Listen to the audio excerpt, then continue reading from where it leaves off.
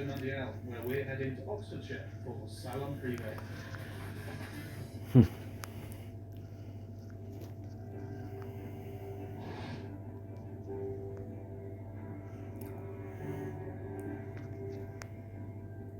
Earlier this year, we headed to the Royal Chelsea Hospital in London for what we thought would be the most upmarket, glamorous and classy classic car show of the year. With champagne and supercars, it seemed to have it all. The only thing then that could top Salon Privé was another Salon Privé, this time held at the magnificent Blenheim Palace in Oxfordshire. A mixture of the latest supercars and revered classics, the Salon Privé Concours d'Elegance brought together some of the world's finest cars onto the lawn of one of Britain's most spectacular country houses in unique style. Like the London event in the spring, the Duke of Marlborough's back lawn was sprinkled with companies displaying their latest resto mods, classic cars reimagined with modern powertrains and design details. Cars like this, the Theon-designed Porsche 911. Following a familiar format as other resto-modic Porsches from the likes of Singer, Kalmar and Retro Works, Theon Design takes a 1990s 964 generation 911 and backdates its styling while modernising its insides. It's restyled to look like an early 911, but with modern touches like some bespoke new lights and a totally re-envisioned interior. This particular car is the company's first UK commission and looked fantastic in the same slate grey paintwork as Steve McQueen's 911 in the film Le Mans. Perhaps the most divisive resto-mod on display though was surely this, the 1929 Rolls-Royce Phantom II by Electrogenic. This imposing nonagenarian limousine on the face of it seemed no different from any of the other post-war rollers on display, but under the bonnet, the original straight-six engine has made room for some batteries instead. The 92 kilowatt-hour power plant offers 150 miles of silent driving, in keeping with the car's luxurious character. Care has been taken to preserve the car's original details, and with the bonnet closed, it's impossible to tell anything has been changed. The batteries themselves have been painstakingly modelled to look like the original engine block, and the whole conversion is totally reversible. 12 months today, this. Yeah.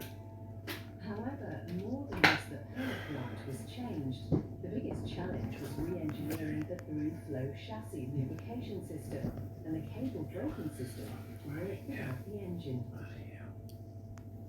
And on the subject of electric Rolls-Royces, the new Spectre was present. The first electric production car in the marque's history, the Spectre is a £330,000 Grand Touring coupe, unlike any other. That's when it just keep getting more and more expensive. Charles Rolls bought himself an electric car. Going on to say, the electric car is perfectly noiseless and clean. There is no smell or vibration. They should become very useful when fixed charging stations can be arranged. 123 years later, we're still getting there, but Rolls-Royce is ready. Naturally, it's packed full of the most luxurious and exotic materials of any motor car, as well as some seriously impressive technology. While it lacks the V12 of a Phantom, the electric power plant provides plenty of oomph. Unleash its 500 Nice, too much money. horsepower and 663 foot-pounds of torque, and the big two-door will get from 0 to 62 in less than 4.5 seconds. Elsewhere, making its European debut was the breathtaking I told you that this stuff is the big money, this stuff. The drop-top versions of Aston's latest GT car, the Volante looked every bit as glamorous, even with its roof up, under the grey, drizzly, late summer skies of Oxfordshire. Aston says the DB12 is 80% new, and clearly part of the 20% that isn't is the body. It looks remarkably similar to a DBS Superleggera, although that's certainly It's just a no bad thing. it's just a updated version, really. That's all it is. Long bonnet doesn't house a 5.2 litre V12, Instead, it gets an AMG Source twin turbo fancy gizmos added to it. producing a staggering 671 brake horsepower. It's a tenth of a second slower from 0 to 62 miles per hour than the coupe at 3.7 seconds, but it'll still top out at more than 200 miles per hour. The biggest improvement over the DB11 that it's replacing is the new interior. The switchgear looks and feels better. The new Look at that. screens are a world away from the dated infotainment system found in the old car. Priced from around £200,000, the DB12 Volante will be arriving on showroom floors by the end of the year.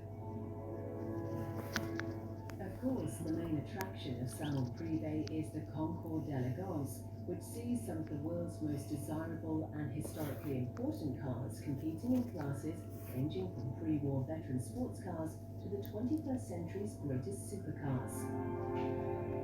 Perhaps one of the most intriguing classics during the show was not fresh out of a restoration in perfect condition. Instead, its 1961 E-Type Jaguar proudly sported numerous bumps and scrapes accumulated over more than 60 years in the road. In totally original condition, this early E-Type retains all of its original paintwork. I think so, possible. The only parts that are not original are the tyres and the fluids. It was sold new to legendary American racing driver Brooks Cunningham, who drove it across Europe before exporting it to the USA. The judges also appreciated the car's originality and story, awarding it the manufacturer's trophy for Jaguars. A particularly striking feature of the event was the Yellow Collection, a curated gathering of some of the finest and brightest cars from all eras. Centre stage, though, was given to this jaw-dropping Ferrari 250 LM. Part of the iconic 250 series, the LM was different. Rather than a traditional layout of having the small capacity V12 up front, in a first for a Maranello sports car, it was moved to the middle. With an increasingly competitive Le Mans grid, the 250 LM was the last Ferrari to win at the legendary French endurance race until this year. And indeed, this very car raced at the famous Circuit de la Sarthe in 1965, finishing second to its sister car.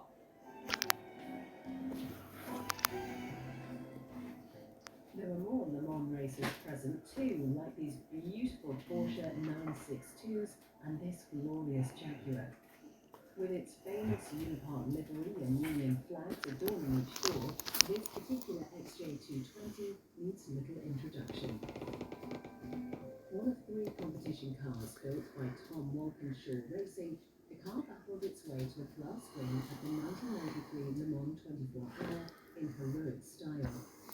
Piloted by David Coulthard, David Brabham and John Nielsen, the car looked unstoppable, and it was, until after the race had finished. Due to a technicality regarding catalytic converters, the car was controversially disqualified after the race, making the last Jag ever to win Le Mans the last Jag to nearly win Le Mans. Elsewhere, Totem Automobili showcased its take on an Italian classic, the Alfa Romeo Giulia GTA. An icon of the 60s and 70s, the Giulia captured the imagination of one former Alfa Romeo designer, so he decided to create his own.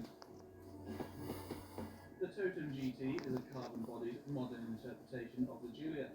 It's covered in stunning details like these retro-futuristic lights and these wonderful throwback alloy wheels. It's available now with a twin-turbo V6, or, like this one, add an EV with 590 brake horsepower. The Totem, though, wasn't the only electric recreation of an iconic classic.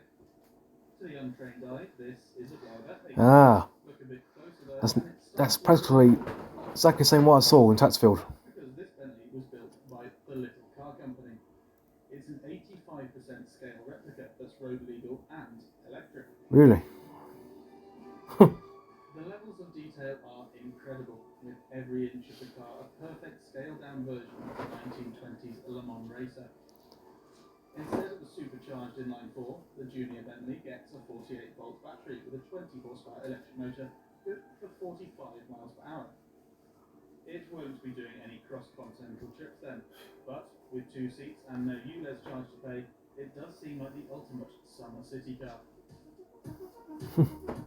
Well, that is like the one I saw. Stands the wild off-road ready Hurricane Sterato, was joined by the brand's new flagship supercar. From the original Miura of 1966 to the Aventador of the present day, Lamborghini's flagship V12 supercars remain the pinnacle of automotive excess and desirability. Now though, after 11 years in production, the Aventador is gone and Lamborghini has revealed its replacement. It's called the Revuelto, named after a particularly unhinged 19th century Spanish fighting bull. The new flagship Lambo looks set to continue the tradition of showing ho-faced Ferrari and McLaren where to go. On paper though, it looks like Lamborghini has come over all sensible. You see, the Revuelto is a hybrid, a plug-in hybrid no less. However, that seems to be about as far as the sensibleness stretches. A plug-in hybrid it may be, but only just. The electrification system consists of a meager 3.8 kilowatt-hour battery, good for just 8 miles of electric-only driving. It isn't exactly quick to top up either. Charging maxes out at 7 kilowatts and takes half an hour. There are typical PHEV advantages though. For starters, in certain territories it will be cheaper to tax, while there's also a modest boost to performance. The main reason for the Revuelto's electrification, we suspect. We say a modest boost, but the 3 electric motors put out roughly the same as one entire Abarth 695. The main source of power though is more impressive. A lot more impressive. Behind the 2 seats sits Lamborghini's famous 6.5-litre V12. It's been rotated 180 degrees, so the transmission now sits at the back. It produces 814 brake horsepower, making it the most powerful Lamborghini ever made. That's my water days ago. Before you add the 187 horsepower from the hybrid system, bringing the total output to a staggering 1001 brake horsepower. Unlike the last 2 V12 Lambos, the Aventador and the Murcielago, the Revuelto's engine powers the rear wheels only, leaving the electric motors to power the fronts. 0 to 62 miles per hour takes just 2.5 seconds onto a top speed of 217 miles per hour, just beating its main rival, the V8 hybrid Ferrari SF90. Plugging in a Lamborghini may seem a little strange, but with a full EV on the way, we'd better get used to it.